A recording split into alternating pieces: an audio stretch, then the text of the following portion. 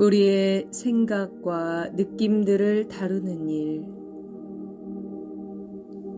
이 9 로기스모의 설명에서 이미 우리는 에바 그리우스가 얼마나 많은 심리학적 경험을 모았는지를 알 수 있다.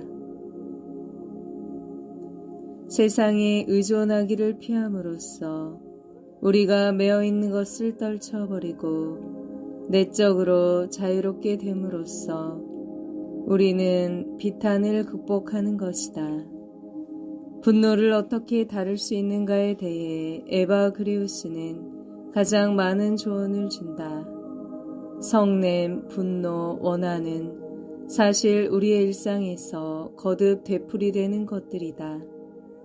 한 조언은 잠자리에 들기 전에 하루 동안 화를 돋우었던 것들을 바라보고 정리하며 무의식 속에 깊이 박혀 있다가 이튿날 불분명한 불만으로 표출되지 않도록 하라는 것이다.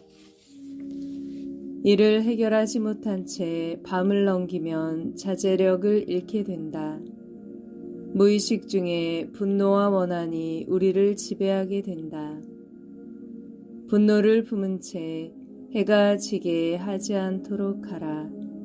그러지 않으면 밤에 쉬는 동안 악령들이 와서 너를 괴롭히고 다음 날의 투쟁에 더욱 약해지게 한다.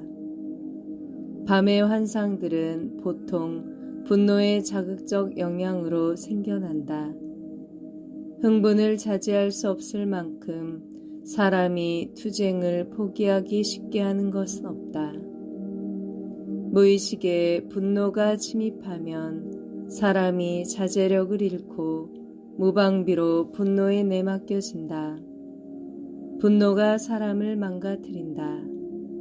저녁에 하루 동안 화났던 일을 돌이켜보고 기도 중에 하느님 앞에서 청산하는 것은 윤리적 요구 이전에 육신과 영혼의 건강에 관계되는 심리적 요구라 할 수 있다. 한 사제 모임에서 많은 이가 무슨 모임에 갔다가 속이 상하고 실망해서 돌아오는 저녁이면 자주 묵상이나 독서를 할 마음이 없어진다고 탄식한다. 그들은 그 대신 먹고 마시거나 텔레비전을 시청함으로써 그런 감정을 무마한다고 한다. 그렇게 하면 감정이 정리되지 않은 채 내면에서는 무의식에 자리하게 되고 일상에서는 불분명한 불안과 공허로 나타나게 된다. 우리가 잠자리에 들기 전 기도 중에 부정적인 감정을 정리하는 것은 꿈속에서 하느님이 치유해 주시겠다는 말씀에 우리를 열어놓는 것이다. 무엇보다 분노를 가지고 생각에 유의를 하는 것을 에바 그리우스는 경고한다. 자기를 화나게 만든 그 사람과 다투는 생각에 잠기는 그런 식으로 분노의 자신을 내맡기지 말라. 그것은 우리의 영혼을 침울하게 하고 정신을 흐리게 한다. 그러나 악령의 유혹에 우리의 삶을 방해하는 생각에 대적하면서 분노를 긍정적인 힘으로 이용할 수도 있다. 우리가 악령에 분풀이하는 생각의 쾌감에 대항하고 있다면 분노할 수도 있다. 분개는 흔히 우리를 부정적 기억들과 우리에게 상처를 준 사람들로부터 해방되게 하는 중요한 힘이다. 우리는 삶의 부정적인 경험을 떨쳐버리지 못하는 한 우리에게 상처를 준 사람들의 영향을 받고 있다. 어떤 이들은 줄곧 자신의 상처를 파헤집는다. 여기서는 분개가 아주 중요한 힘이다. 상처를 준 사람에 대해 분개를 느낄 때 내가 나와 거리를 둘 수 있게 되고 남과 나 자신의 문제를 갈라놓을 수 있게 된다. 분개는 해방과 치유의 첫걸음이다. 어릴 적에 성희롱을 당한 여자들이 아직도 자책만 하며 붕괴하지 못하는 것을 나는 여러 번 보았다. 자신의 붕괴와 접하게 될 때 비로소 그들은 충격적인 상처의 경험을 처리할 수 있다. 붕괴는 외상의 경험과 거리를 두고 상처 입힌 사람을 멀리함으로써 다시 자유로워지고 하느님의 치유하시는 영이 다시 깃들 수 있게 하는 힘이다. 나태에 대한 에바 그리우스의 권고는 두 가지다. 하나는 항구함이다. 방 안에 항구에 머물러 우리 내면에서 일어나는 일들을 그냥 견뎌내야만 한다. 닥쳐오는 유혹을 그대로 받으라. 무엇보다 나태의 유혹을 눈여겨보라. 나태는 가장 나쁜 것이지만 영혼의 가장 큰 정화를 가져오는 것이기도 하다.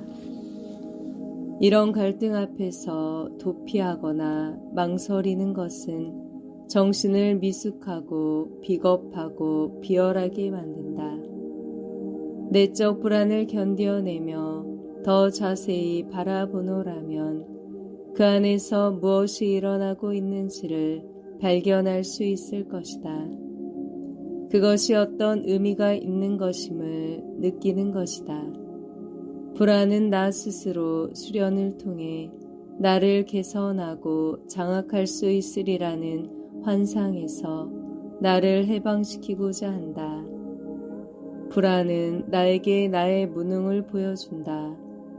내가 몰아내려 하지 않을 때 불안은 영혼을 정화시키고 새로운 내적 명료함을 준다. 내가 불안한 가운데에서도 깊은 평화를 느낀다. 그러므로 불안은 있어도 좋다.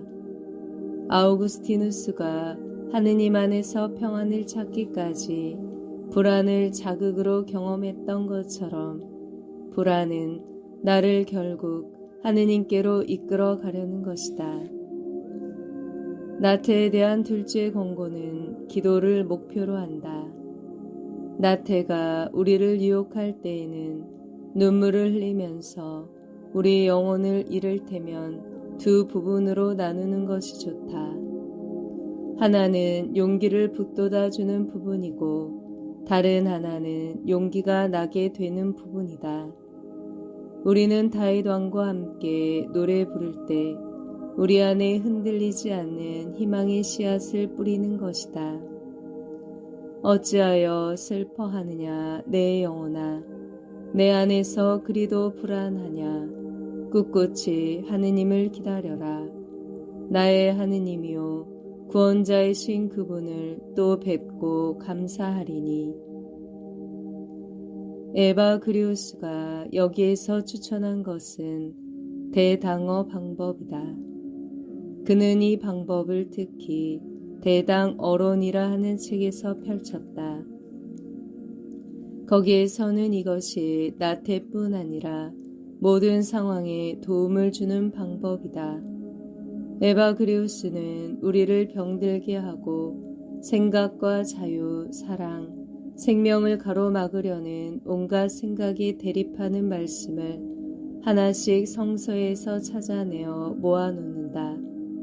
예컨대 누군가가 젊은 시절의 죄를 끊임없이 자책하면서 만사가 뒤틀려 버렸다고 자탄하고 있다면 그는 이는 고린토후서 5장 17절의 말씀을 거듭 묵상하라는 것이다.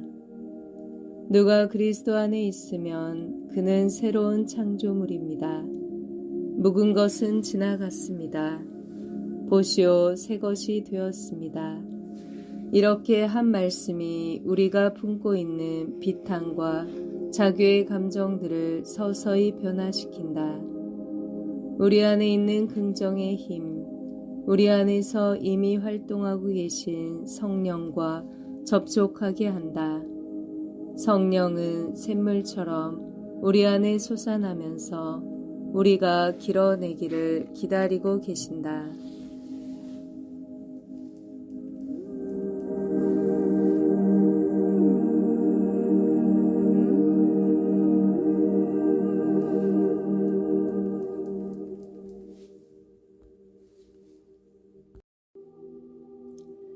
명예욕을 대적하는 수단으로 에바그리우스는 기억을 꼽는다. 우리가 어디에서 왔는지, 어떤 욕정들을 대적해야 했던지를, 우리가 승리한 것은 우리의 공로가 아니었음을, 그보다는 그리스도께서 우리의 투쟁을 지원해 주셨음을 우리는 기억해야 한다.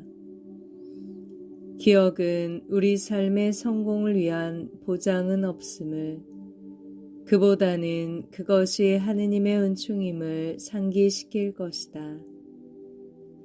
우리가 수독에 진보한 바로 그때야말로 교만과 명예욕의 악령이 거듭 다시 우리를 유혹할 것이라고 에바그리우스는 말한다. 가장 효과적인 수단은 명상이다. 명상을 통해 하느님과 하나가 되었다면 다시는 사람들이 우리를 어떻게 생각하는지 헤아리지 않고 더는 남들의 인정과 확인으로 자신을 규정짓지 않으며 하느님 안에서 우리의 근본을 발견한 것이다. 우리가 생각과 감정들을 어떻게 다루어야 할지에 대해 에바그리우스가 가장 체계적으로 설명했다. 그러나 이 주제는 교부 어록들에도 자주 나타난다. 욕정에 어떻게 반응할지에 대해서도 여러 다른 권고들이 언급된다. 노부들은 우리가 욕정들을 직시하고 그것들과 친숙해지기를 권장한다. 욕정들과 대함으로써 그 안에 얼마나 긍정적인 힘이 숨어 있는지, 그리고 어떻게 이 힘이 우리 삶에 통합되고자 하는지를 알 수 있게 된다. 포이멘 아빠의 두 구먼이 이를 잘 보여준다. 한 수도승이 포이멘 노부에게 와서 사부님, 저는 생각이 너무 많습니다. 잡년 때문에 위험을 느낍니다. 하고 말했다. 노부는 그를 밖으로 데리고 나가더니 저고리를 벌려 바람을 멈추게 해라 하고 말했다. 그가 저는 그것을 할 수 없습니다 하고 대답했다. 그러자 노부는 말했다. 그것을 할 수 없다면 너에게 덮쳐오는 생각들도 막을 수 없다. 그러나 그것과 맞서는 것은 내가 해야 할 일이다. 이 금어는 우리가 우리 안에 떠오르는 생각들을 전혀 막을 수 없다는 것을 분명히 가르친다. 우리 안에 일어나는 생각들이 아니라 오로지 그것들을 어떻게 다루느냐만이 우리의 책임이다. 생각들이 몰려온다고 해서 우리가 나쁜 것은 아니다. 무릇 이 생각들은 우리가 생각하는 것이 아니라 밖에서 우리에게로 오는 것이다. 이렇게 인격으로서의 우리와 우리 안에 몰려오는 생각들을 구별할 때라야 비로소 생각들을 올바르게 다룰 가능성이 주어진다. 그래야 우리 안에 예컨대 증오나 질투가 생길 때 곧장 자책만 하지는 않을 것이다. 그보다는 그것이 우리를 지배하지 못하도록 우리가 어떻게 반응할 수 있는지를 궁리할 것이다. 이때 중요한 것은 생각들을 눌러버리는 것이 아니라 둘째 교부 말씀이 가르치듯이 생각들과 대화하는 것이다. 포이멘 아빠가 노부 요셉에게 물었다. 욕정들이 다가오면 어떻게 할까요? 대항할까요? 아니면 들어오게 할까요? 노부는 대답했다. 들어오게 하고 맞서 싸우시오. 그래서 그는 암자로 되돌아가 자리 잡고 앉았다. 그런데 테베 사람들 가운데 하나가 암자로 찾아오더니 동료 형제들에게 말했다. 욕정들이 다가오면 대항할지 아니면 들어놓을지 요셉 아빠께 여쭤보았더니 아예 얼씬도 못하게 당장 쫓아내 버리라고 하십니다. 보이멘 노부는 요셉 노부가 테벳 사람에게 이렇게 말했다는 것을 듣자 당장 일어나 파네포로 달려갔다. 저는 사부님을 믿고 생각들을 털어놓았는데 보십시오. 제게는 이렇게 테벳 사람에게는 저렇게 달리 말씀하시다니요. 노부가 대답했다. 내가 당신을 사랑한다는 것을 아시오. 예, 나더러 나 자신에게 말하듯이 말해달라 하지 않았소. 그렇습니다. 이에 노부는 말했다. 당신은 욕정들이 들어올 때 수작을 주고받으면 더 진실해지는 사람이지요. 그래서 나 자신에게 말하듯이 말해드린 것이요. 그러나 달리 욕정들을 맞아들이는 것이 유익하지 않은 사람들도 있지요. 그런 사람들은 욕정을 아예 당장 끊어버릴 필요가 있다오. 여기서 욕정을 다루는데 서로 다른 두 길이 있음을 알 수 있다. 하나는 욕정을 안심하고 받아들여 더 자세하게 관찰할 수 있도록 하는 길이다. 욕정과 친숙해짐에 따라 그 안에 숨어있는 힘을 발견할 수 있게 된다. 또 그 안에 어떤 동경이 깃들어 있어 어디로 이끌려 하는지도 알 수 있을 것이다. 욕정과의 대화는 내 안에 무엇이 살 수 없는지를 보여준다. 예컨대 붕괴가 있다면 그것은 을에 어떤 의미가 있다. 그것을 그냥 눌러버리는 것은 쓸데없는 짓이다. 어쩌면 그것은 내가 다른 것에 너무 많은 권세를 부여했음을 보여줄지도 모른다. 그런 붕괴라면 내가 그 다른 것을 내쫓아 버리고 거기서 해방될 힘을 줄 수 있을 것이다. 남편이 주정뱅이인 한 부인이 증오감을 품고 있었는데 심지어 남편을 죽이고 싶은 생각까지 들었다. 그따위 끔찍한 생각마저 하다니 자신은 아주 나쁜 사람이라고 자책하고 있었다. 이처럼 많은 사람이 자신의 부정적인 생각 때문에 자책하고 있다. 그러나 수도승들은 이런 면에서 자비롭다. 생각 자체는 나쁘지 않고 어떤 의미가 있다고 말한다. 다만 그 안에 숨어있는 힘을 발견해야 한다. 남편에 대한 증오감 안에는 어떤 충동이 숨어있다. 나도 살 권리가 있다. 내가 망가지라는 법은 없다. 내가 이 충동으로 산다면 미움은 필요 없다. 내 안에 일어나는 증오감이 나쁜 것은 아니다. 그것은 내가 다른 사람이 나에게 지나친 힘을 부리도록 허용했다는 경종이다.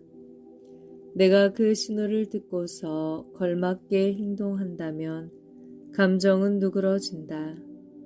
그러나 감정을 억누르면 나는 미움에서 결코 헤어날 수 없다.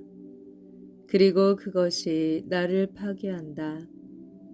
그러므로 우리가 책임질 것은 우리 안에 일어나는 생각들이 아니라 우리가 그것들을 어떻게 다루느냐이다.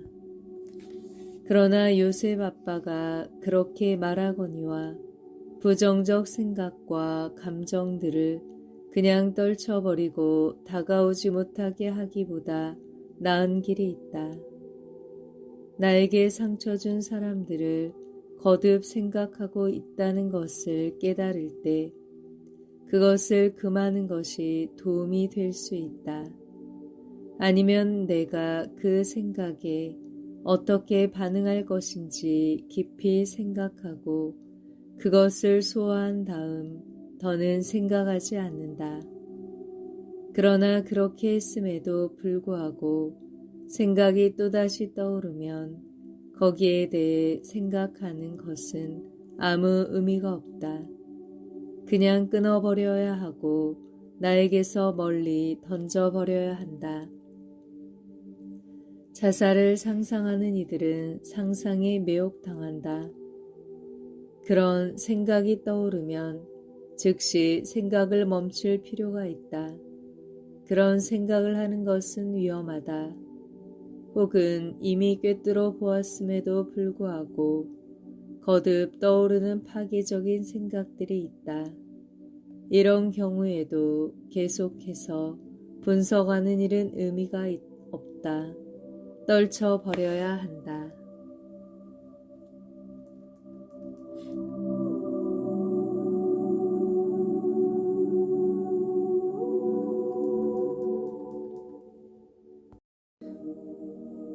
어떤 방법을 여기에서 적용할지 그것은 나 자신이 찾아야 한다. 보통으로 감정에 대해 깊이 생각하는 것은 타당한 일이다. 흔히는 내 감정들에 대해 다른 이에게 말해서 보호를 받을 필요가 있다. 그러나 그래도 생각이 계속해서 떠오르면 생각을 그만두는 편이 나을 수도 있다. 처음부터 부정적인 생각을 금기하고 또 바로 그 때문에 시달림을 받는 사람들도 있다. 이런 경우에는 생각을 더 자세히 다루는 것이 적절하다. 한 젊은 어머니가 자기 아이를 죽일지도 모른다는 생각에 자주 놀란다고 이야기한 적이 있다. 기분 좋게 아이의 기저귀를 갈다가도 바로 지금 아이를 죽일 수 있겠다는 생각을 하게 된다는 것이다. 그러면 그런 일이 정말 일어나지는 않을까 하는 공포에 사로잡힌다는 것이다. 여기서 아예 그런 생각이 일어나지 못하도록 금하는 것은 의미가 없다. 그러면 더 큰 힘이 그녀를 사로잡을 것이기 때문이다. 그런 생각과 대화를 하면 아마 그 생각은 그녀가 자신의 공격성과 화해해야 한다고 말할 것이다. 어머니인 그녀는 자기 아이를 오직 사랑해야 하고 아이에 대해 부정적인 생각들을 가져서는 결코 안 된다고 믿어왔다. 공격성은 어머니가 자신을 아이와 전적으로 동일시하지 않고 지속적으로 아이를 사랑할 수 있기 위해서 어머니가 필요한 간격을 찾고 있다는 의미를 가지고 있다. 그러므로 어머니는 자신의 공격성에 귀를 기울이고 그러고는 적당한 경계선을 그어서 자기 자신도 좀 더 잘 돌보아야 할 것이다. 그러면 아이에 대한 어머니의 관계가 원만해질 것이다. 그러나 모든 공격성을 억누르고 몰아낸다면 아이를 죽이고 싶은 자제할 수 없는 생각이 불거져 올라올 것이다. 생각과 대화하는 것은 무엇보다 두려움에 적합하다. 두려움은 어떤 의미가 있고 나에게 무엇을 말하려고 한다. 두려움이 없다면 나는 한도를 모를 것이고 그러면 끊임없이 나에게 지나치게 요구할 것이다. 그러나 두려움은 종종 나를 폐쇄적으로 만든다.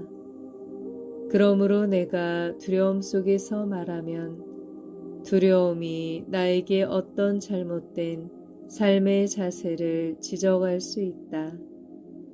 자주 두려움은 완벽주의에서 생겨난다. 망신을 당하지 않을까, 실수를 저지르지 않을까 두려움을 느낀다.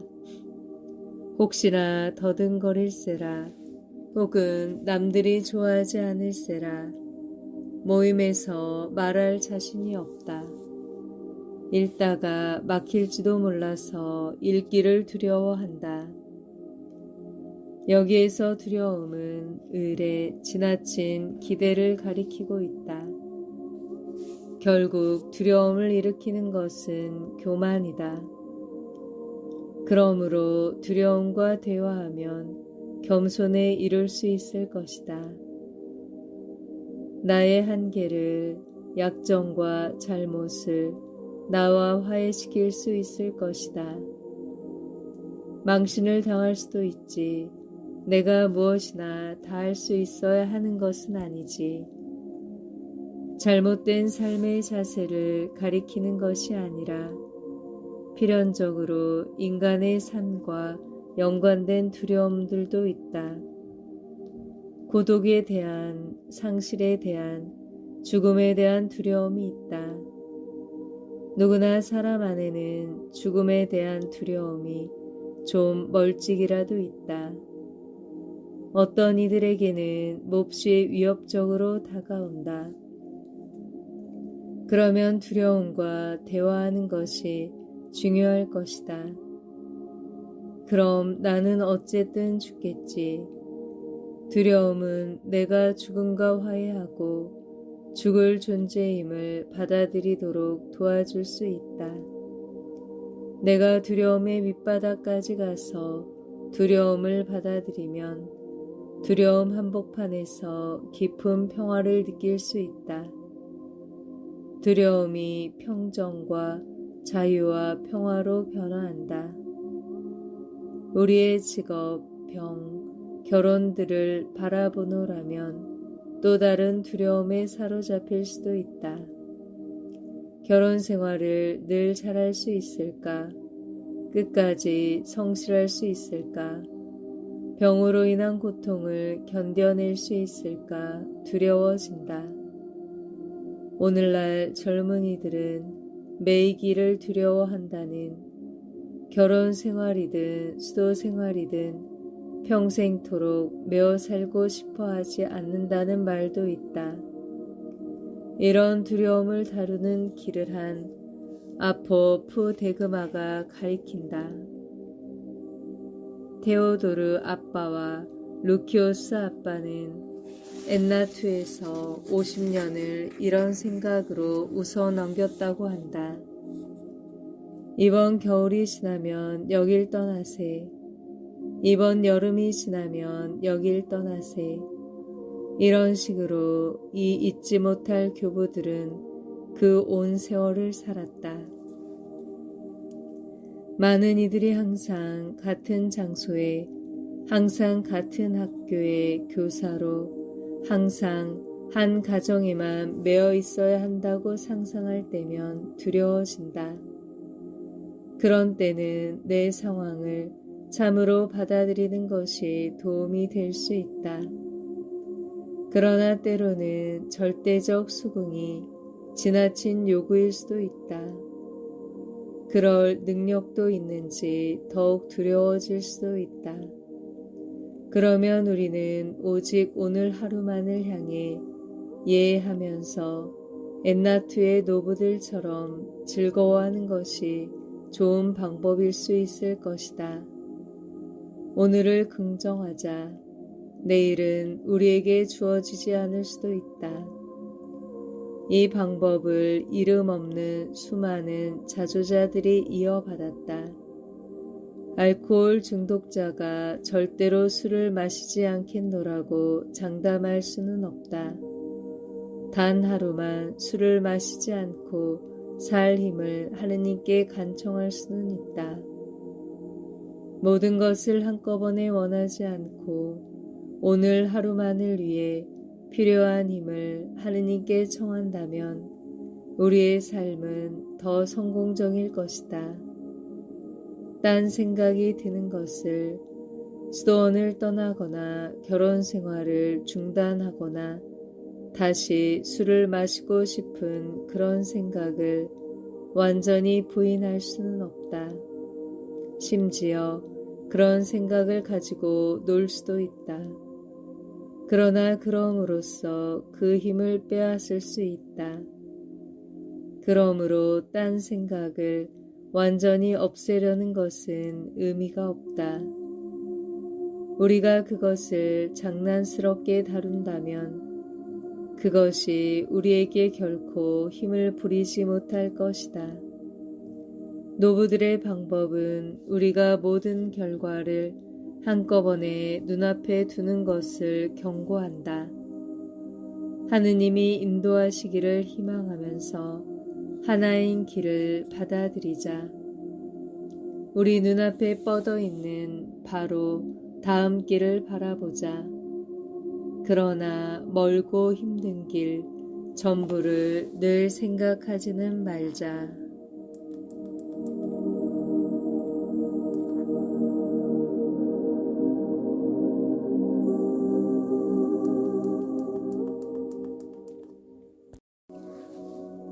그리스도 자신이 이 투쟁의 모범이시다. 사탄의 유혹을 받으실 때 그분은 성경 말씀으로 그의 속임수 권유를 반박하셨다. 우리를 구원하기 위해 모든 것을 희생하신 우리 주님 예수 그리스도께서 친히 우리에게 뱀과 정갈과 모든 악의 세력을 밟아 누를 힘을 주셨다.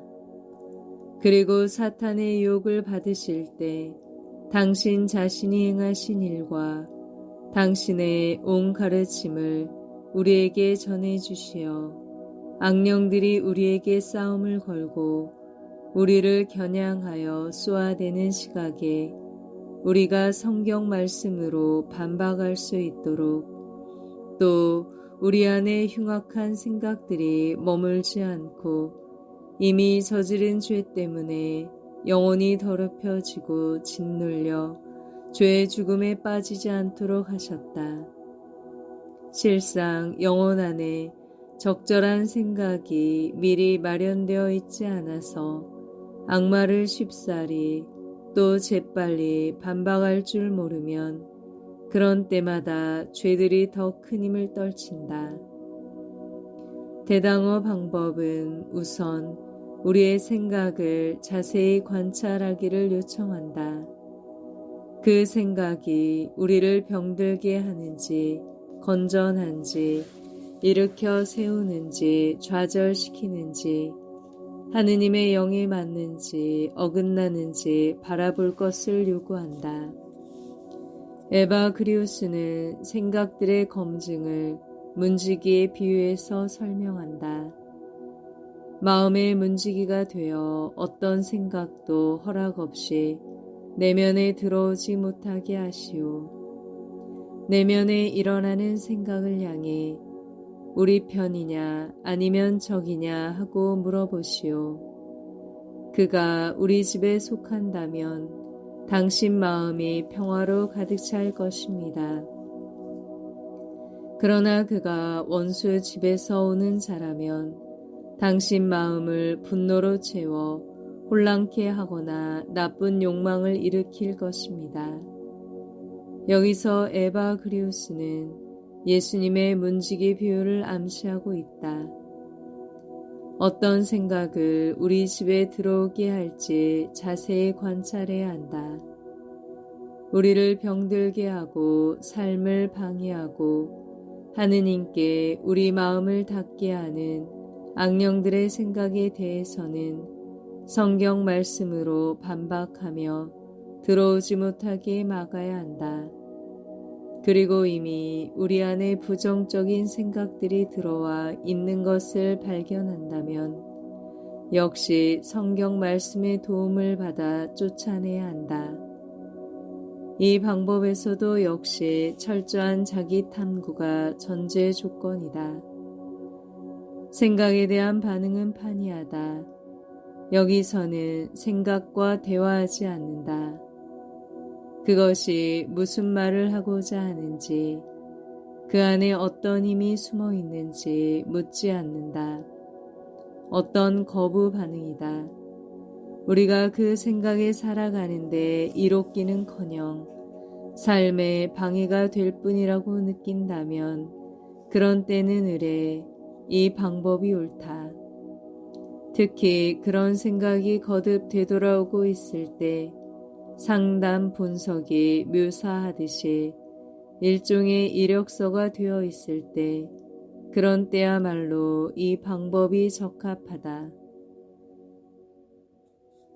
한 부인이 치료 중에 자기 이력서로 알게 된 것은 남자는 모두 살인자였다. 이런 이력을 가지고서도 잘 살아갈 수 있을 리 없다. 또 다른 전형적인 이력서는 이렇다. 나는 실패자, 패배자다. 내게는 잘 되는 일이라고는 없다. 내가 생기를 얻게 되기는 영영 글렀다. 이런 문장들은 더 이상 분석할 수 없다. 이런 생각들의 원인을 물을 수는 있다. 예컨대 우리가 부모에게서 줄곧 들어온 메시지들이 원인이라고 설명될 수는 있다. 그러나 원인을 안다고 해서 생각이 사라지고 문제가 해결되는 것은 아니다. 이런 때 에바그리우스와 더불어 성경 안에서 문장들을 찾아내는 것이 그런 부정적인 이력서 문장들을 무력화시키고 말소하는 데 큰 도움이 된다. 융은 우리 안에 언제나 양극이 있다고 말한다. 즉 두려움과 신뢰, 사랑과 공격, 슬픔과 기쁨, 힘과 나약 등이다. 그러나 흔히 우리는 어느 한 극에 고착되어 있다. 예컨대 두려움이 이런 생각으로 표출되는 것이다. 나는 그것을 할 수 없다. 두렵다. 남들이여 나를 어떻게 생각할까? 망신을 당할 것이다. 이 두려움이 나에게 무엇을 말하고자 하는지 물어볼 수 있다. 그러나 내 안으로 이 두려움을 향해 시편 118편을 읊을 수도 있다. 주님이 함께 계시니 나는 두렵지 않노라. 사람들이 내게 무엇을 할 수 있단 말인가? 시편 9절이 두려움을 간단히 몰아내지는 않을 것이다. 그러나 나를 내 안에도 숨어있는 신뢰와 접하게 할 수 있다. 내 안에는 두려움만 있는 것이 아니다. 신뢰도 항상 있다.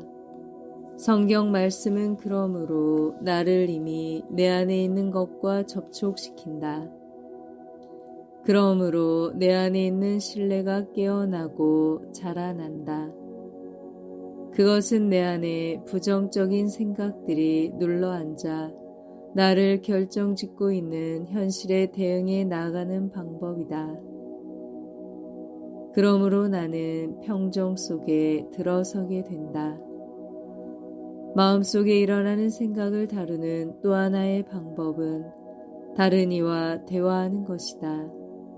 오늘날 많은 사람들이 자신에 대해 솔직하게, 특히 부정적인 느낌이나 자신의 약점과 잘못에 대해 말하기를 어려워하기 때문에 심리학자들의 상담실이 붐빈다. 많은 사람들이 자신의 생각을 홀로 감당하고 억제한다. 그러나 억제하면 언젠가는 폭발한다. 수도승들은 자기 내면에 일어나는 생각을 발설하는 것이 위험과 파멸을 막아준다고 한다. 한 노부는 충고한다. 나쁜 생각들이 위협하면 감추지 말고 즉시 영적 사붓게 샅샅이 열어보이라. 생각은 감출수록 더 복잡해지고 끊이지 않는다. 숨은 데서 기어 나왔다가 들키면 금방 달아나는 뱀과 같이 자신의 생각을 열어보이면 그것이 아무것도 아니었다는 것을 알게 된다. 벌레가 나무의 성장을 방해하듯이 나쁜 생각은 마음을 파괴한다. 생각을 열어 보이는 사람은 즉시 치유받고 감추는 사람은 교만에 병들게 된다. 여기서는 나쁜 생각이 마음을 파먹는 벌레에 비유되고 있다. 우리가 대화로 그 벌레를 뱉어내면 몸은 건강히 유지되고 마음은 다시 숨을 쉴 수가 있다.